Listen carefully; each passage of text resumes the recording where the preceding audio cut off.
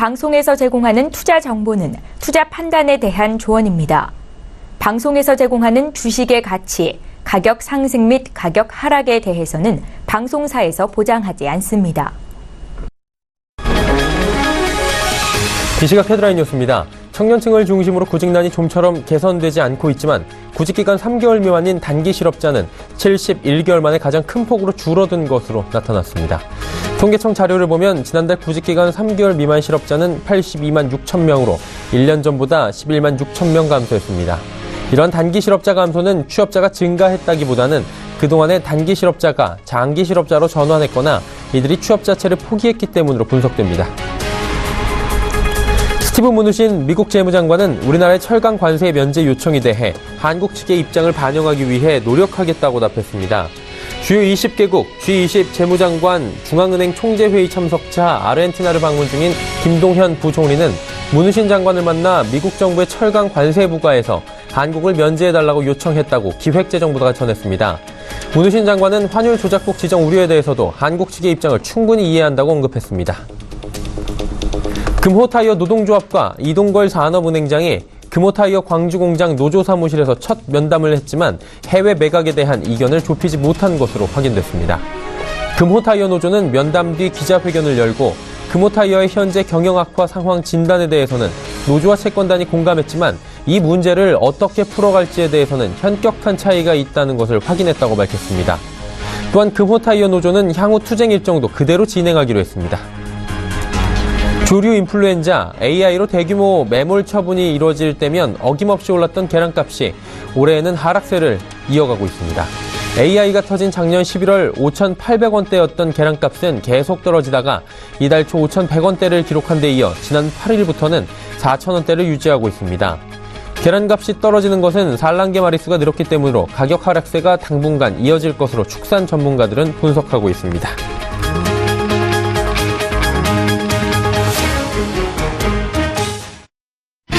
시청자 여러분 안녕하십니까. 오늘장 내일장 1부 문을 열도록 하겠습니다. 서정덕입니다.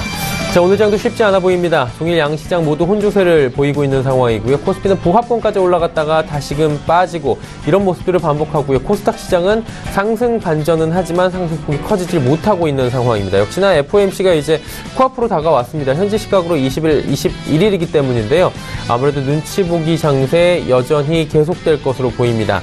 금리 인상에 대해서는 시장에서는 이미 예견된 부분이다라는 부분입니다. 하지만 제롬 파월 의장의 기자회견이 예정이 돼 있습니다. 그리고 데뷔전입니다. 그러다 보니 여러 가지 이야기가 나올 것으로 예상이 되는데 또 한쪽에서는 시장에서는 제롬 파월 의장이 이 데뷔전에서 강한 어조로 시장에 충격을 줄 것으로 기대하진 않는다라는 이야기가 있는 만큼 FOMC 이후에 오히려 불확실성이 완화될 수 있다는 측면들도 강하게 대두가 되고 있습니다.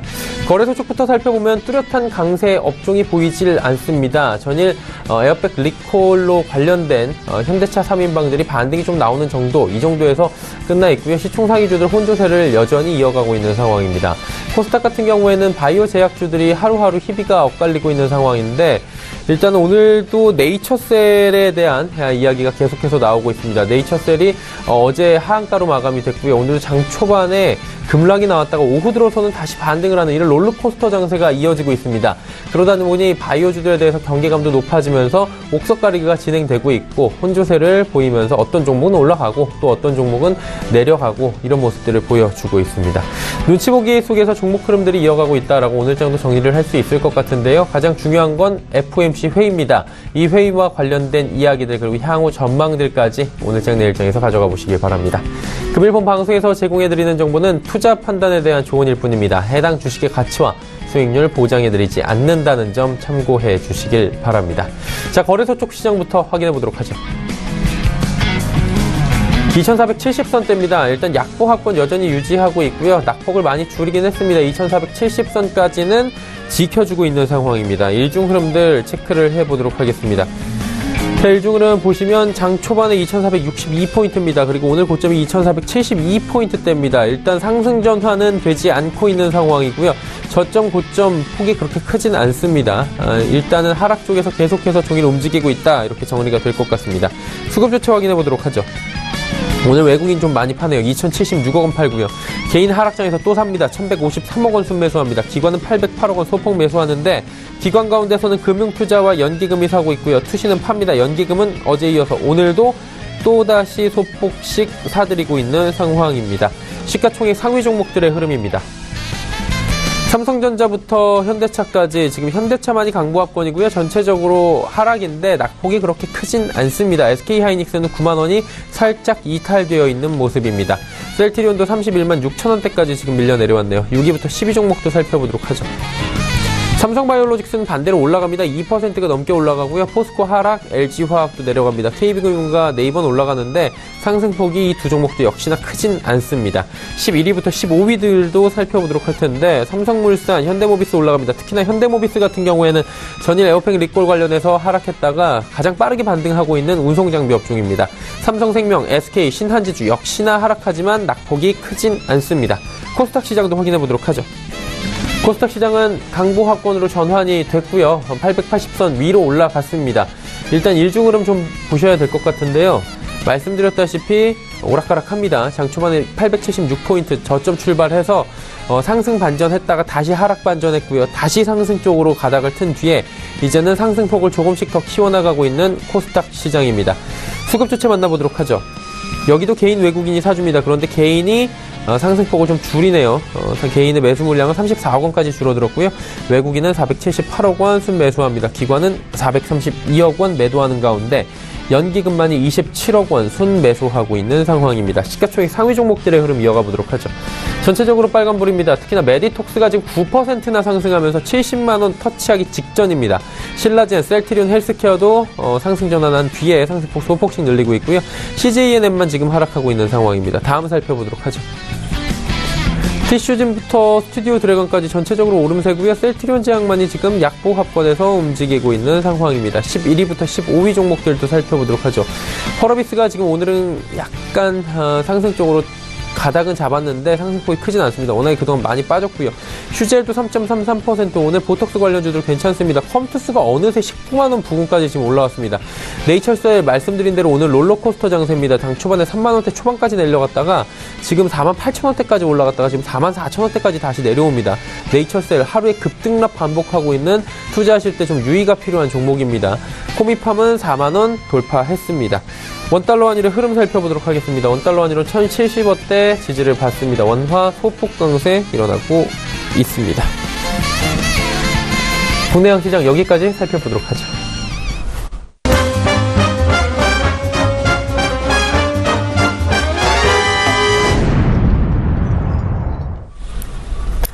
오늘장 이슈 살펴보도록 하겠습니다. 유한타증권 메가센터 분당점의 백인범 대리입니다. 대리님 안녕하세요. 네, 안녕하십니까? 예, 오늘장도 뭐 쉽지 않아 보이고요. 눈치 보기 장세 여전한 것 같은데 어떤 이슈들이 시장 누르고 있죠?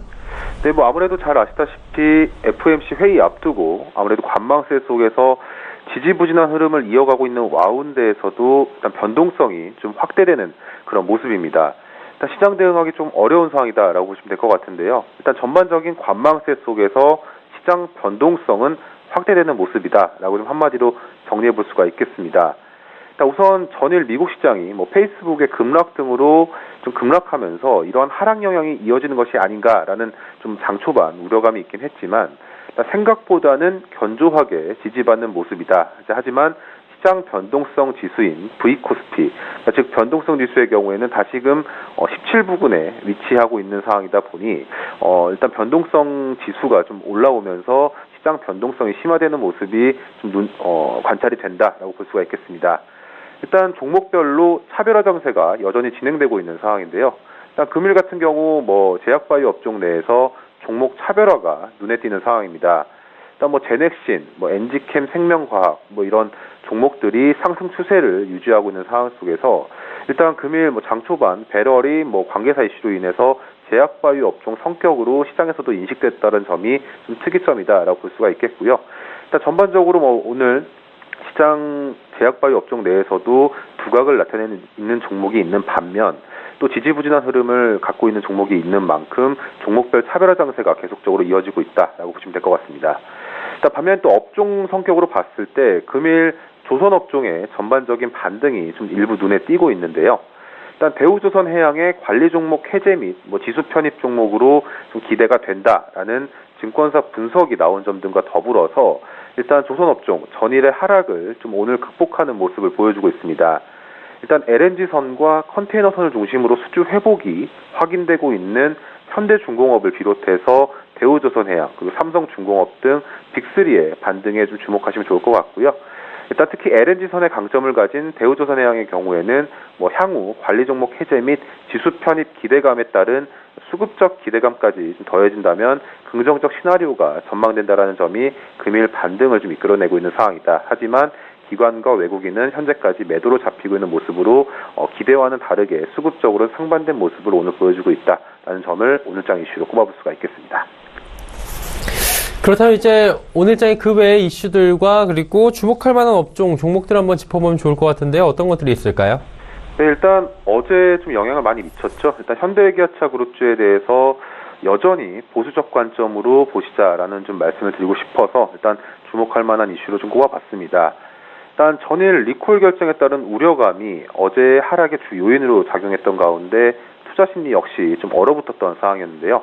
일단 오늘은 현대모비스가 3%대 반등이 나오고 전반적으로 어제와 다른 일부 반등이 나오고 있는 상황이긴 하지만 일단 금일 반등에 안도하기보다는 리콜 결정에 따른 비용 부담이 향후 추산을 해야겠지만 현대기아차의 판매에 있어서 부정적인 영향을 끼칠 여지가 있는 상황이다라는 점을 좀 염두하시면 좋을 것 같고요. 일단 좀 다른 사례긴 하지만 과거 타카타 에어팩 이슈로 인해서 혼다의 차량 판매량이 큰 폭의 좀 감소를 일으켰던 점과 더불어서 주가 하락을 투자자들이 경험한 상황이기 때문에 현대기아차에 대해서 이런 투자자들의 심리가 그리 긍정적이진 않다라는 점을 유의하시면 좋을 것 같습니다. 하반기 신차 이슈 이전까지는 상반기는 주가를 이끌 모멘텀이 좀 부재할 것으로 보여지고 있기 때문에 보수적인 관점으로 좀 대응하는 것이 바람직하지 않나라고 생각을 하고 있고요.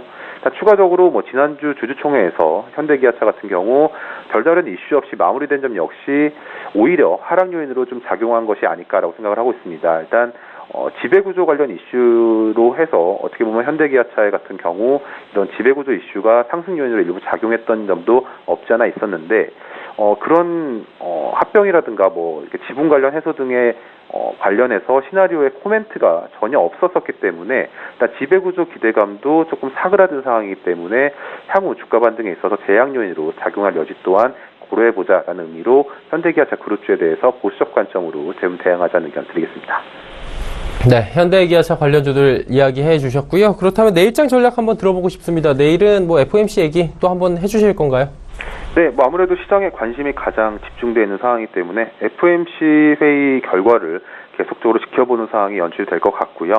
일단 FOMC 왜 중요하냐라고 좀 반문할 수도 있겠지만 일단 FOMC 회의 결과에 있어서 시장에 주목이 가는 점은 이번에 새로 선임된 제롬 파월의 의장의 취임 이후 첫 번째 기준금리 인상 결정 시점이다라는 점입니다.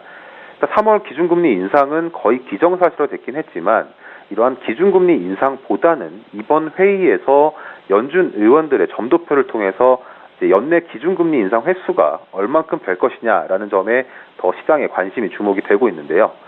정리하자면 올해 몇 번의 기준금리 인상을 제시할 것이냐라는 점은 향후 투자 전략의 변화가 좀 일어날 수밖에 없는 상황이다라고 좀 해석을 해볼 수가 있겠습니다.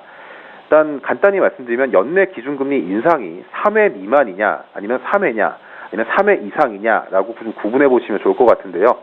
우선 가장 최악의 시나리오는 도리어 기준금리 인상 횟수가 연내 3회 미만일 경우에는 오히려 미국 경기 확장의 자신감 결여로 해석이 되고 있기 때문에 좀 부정적인 시나리오로 이어질 수 있다는 점은 염두하시면 좋을 것 같고 기준금리가 기존 예상대로 연내 3회로 좀 제시가 된다면 오히려 안정적 측면이 부각이 되면서 한국에서는 반도체 업종에 대한 긍정적 시나리오 볼 수가 있다. 그리고 3회 이상으로 제시가 된다고 했을 때는 오히려 인플레이션 기대치가 높아지면서 시클리컬 업종이죠. 특히 조선, 건설 업종에 대한 투자 심리가 긍정적인 시나리오다라고 좀 그려보시면 좋을 것 같습니다. 마지막으로 정리하자면 반도체 업종과 조선, 건설 업종에 대한 투자 전략에 고민을 하시면서 내일 시장 대응에 참고해보자는 의견 드리겠습니다. 네, 알겠습니다. 자, 오늘 말씀 여기까지 듣도록 하겠습니다. 고맙습니다. 네, 감사합니다. 유한타증권 메가센터 분당점의 백인범 대리와 함께 했습니다. 이슈 칼럼 바로 이어가도록 하죠.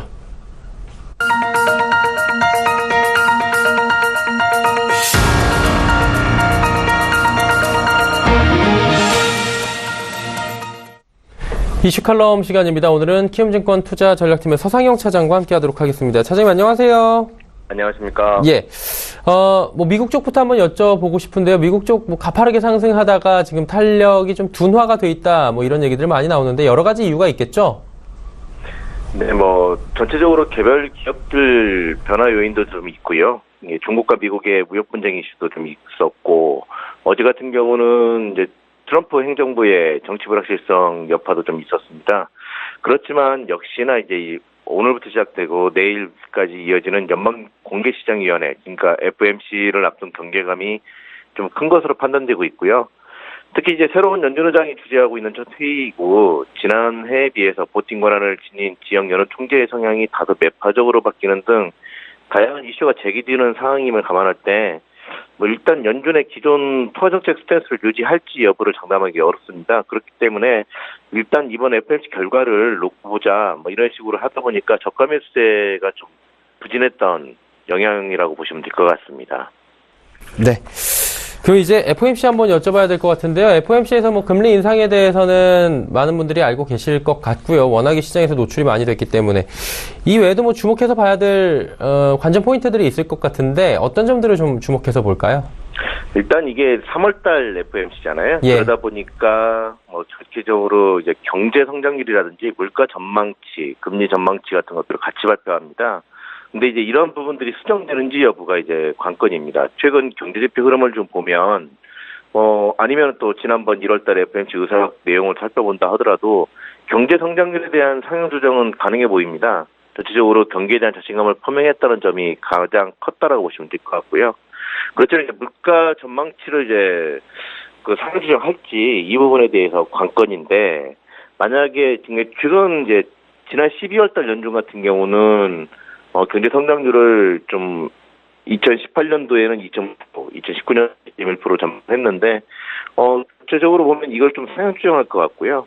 전체적으로 물가 상승 압력 같은 경우는 전체적으로 지난번 이제 시간당 임금 자체라든지 소비자 물가 지수의 흐름을 놓고 봤을 때는 그렇게 우리가 이제 우려하고 있듯이 물가 상승 압력이 크게 높아질 가능성이 높지 않기 때문에 현 상태로 그대로 유지를 할 것으로 예상을 하고 있습니다. 계속적으로 나왔던 내용들이고요. 이런 연준위원들 발언들을 놓고 본다 하더라도 계속적으로 인플레 압력에 대한 우려감이 좀 완화되고 있다는 점을 감안했을 때 대체적으로 이런 부분들을 건드리지는 않을 것으로 판단하고는 있습니다. 네. 그럼 이제 물가 부분 한번 여쭤보고 싶은데, 물가 전망은 그렇게 나쁘지 않은 것 같아요. 그러면은 물가 전망 포함해서 이 밖에 어떤 부분들을 저희가 중요하게 좀 생각하면서 보면 좋을지, 이 부분을 조금 더 디테일하게 잡아볼 수 있습니까?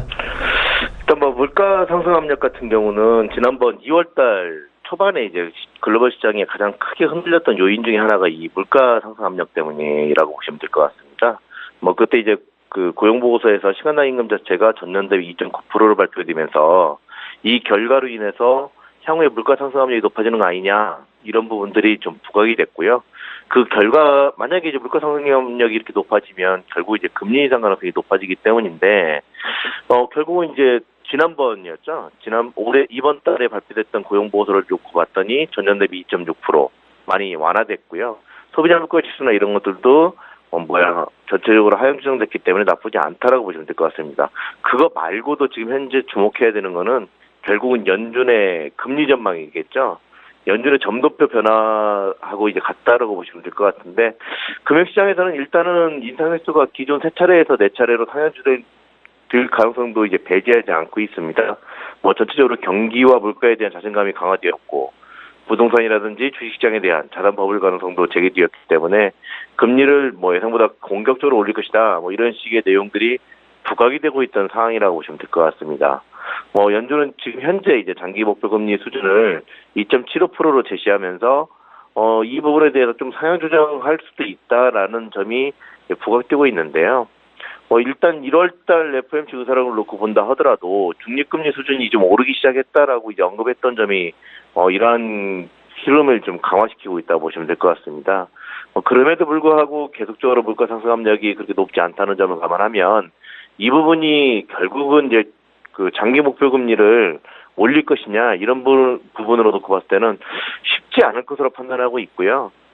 이런 부분들이 크게 바뀔 가능성은 낮아 보인다고 보시면 될 것 같습니다. 인플레이션 신호가 아직 강하지 않기 때문인데 방금 전에 말씀드렸듯이 물가 지표 같은 경우도 상승세가 좀 주춤해졌고 경제 전망과 달리 물가 흐름에 대해서는 연준 내부에서도 계속적으로 이견차가 존재하기 때문이라고 보시면 될 것 같아요. 네, 그렇기 때문에 대체적으로 우리나라 시장을 비롯한 글로벌 주식 시장에 가장 크게 도움이 될 수 있는, 그러니까 경제 전망 자체는 상향 조정하면서 경기에 대한 자신감을 표명을 하겠지만 물가 상승 압력, 물가 전망이라든지 금리 전망은 그대로 유지를 하면서 시장에서 우려하고 있는 강한 매파적인 흐름이 보이지 않고 대체적으로 점진적인 금리 인상을 시사하는 내용들이 나올 것으로 예상을 하고 있습니다. 네. 일단은 장기 목표 금리 상향 조정 가능성이 좀 줄어드는 게 여러 가지 이유를 말씀해 주셨습니다. 인플레이션 신호가 강하지 않다, 이런 말씀을 해 주셨는데, 그렇다면 이런 점들을 종합적으로 볼 때 금융시장에 미칠 파장이라고 표현을 하면 좀 거창할 것 같고요. 어떤 영향들을 줄지 이 부분을 한번 체크해 주실 수 있겠습니까? 일단은 방금 전에 말씀드렸듯이 주식시장에는 상당히 좀 우호적인 내용들이 나올 가능성이 좀 높다라고 보시면 될 것 같아요. 어차피 FOMC 결과 성명서 자체에서는 좀 매파적으로 나올 수는 있겠지만 파웰 연준 의장이 이제 첫 기자회견에서 대체적으로 점진적인 금리 인상을 시사하는 내용들을 언급을 하면서 금융시장의 변화를 좀 완화시킬 수 있는 내용들을 좀 발표할 것으로 예상을 하고 있기 때문이죠. 그렇기 때문에 이러한 부분들 말고 결국은 이제 이 FOMC가 끝나고 난다라면 이후에는 이제 환율 변화에 좀 주목해야 될 것으로 판단하고 있습니다. 어차피 이제 FOMC 이후에 글로벌 금융시장의 변동성이 줄어들게 되면 리스크 온 기간이 나타난다면 결국은 달러가 다시 하락할 수가 있기 때문이죠. 과거 2000년대 중반 미국 금리 인상 시기에도 달러는 위험자산 선호를 바탕으로 약세를 보인 바 있고요. 이게 이제 이머징 채권 가상금리 스프레드인 EMBI 스프레드와 달러 인덱스는 과거 흐름을 보면 같은 방향성을 보여왔고, 통상적으로 이러한 스프레드 같은 경우가 미국의 신용 여건이 양호할 경우에 안정적인 흐름을 좀 보인 바 있었는데요. 최근 들어서 미국의 제조업 지표라든지 신용 여건이 나쁘지 않기 때문에 결국은 이 흐름은 뭐냐면 이머징 자산, 그러니까 우리 한국 시장을 비롯한 신흥국 시장의 자산 등의 이제 좀 우호적인 내용들, 그러니까 위험자산 선호 심리가 높아질 수 있다라고 보시면 될 것 같습니다. 그렇기 때문에 FOMC가 끝나고 나면 불확실성이 어느 정도 완화가 되면서 시장인 우호적인 영향을 좀 받을 것으로 예상을 하고 있고요. 그 뒤로는 이제 미국과 중국의 무역 분쟁 이슈 또는 이제 트럼프와 뮬러 특별검사와의 이제 정치 불확실성, 이런 것들로 영향을 받을 것으로 판단하고 있습니다. 네. 여러 가지 이제 금융시장에 미칠 파장들, 영향들까지 쭉 짚어주셨습니다. 이번에 FOMC 끝나면 또 다음 주에는 그 이후의 것들 한번 여쭤봐야 될 것 같습니다. 오늘 말씀 여기까지 듣도록 하겠습니다. 고맙습니다. 네, 감사합니다. 네, 키움증권 투자전략팀의 서상영 차장과 함께했습니다.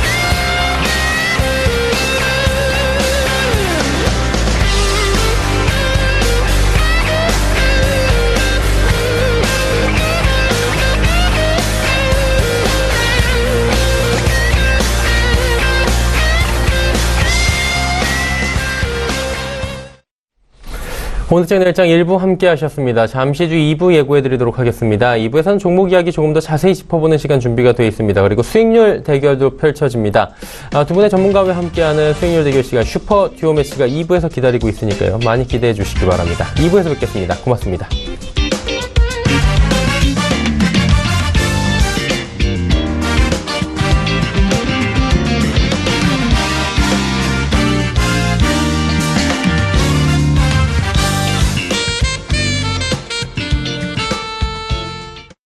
본 방송에서 제공하는 투자 정보는 투자 판단에 대한 조언입니다. 방송에서 제공하는 주식의 가치, 가격 상승 및 가격 하락에 대해서는 방송사에서 보장하지 않습니다.